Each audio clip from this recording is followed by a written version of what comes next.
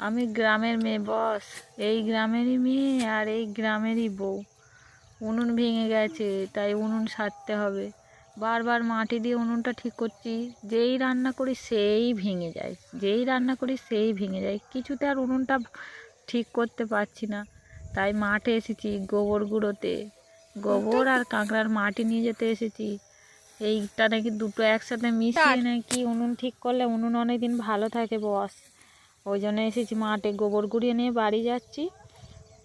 আর ওপর থেকে দেখো একটা প্লেন যাচ্ছিলো, গোবর গুঁড়িয়ে নিয়ে বাড়ি যাওয়ার সময় প্লেনে করে বাড়ি চলে গেছি আজকে।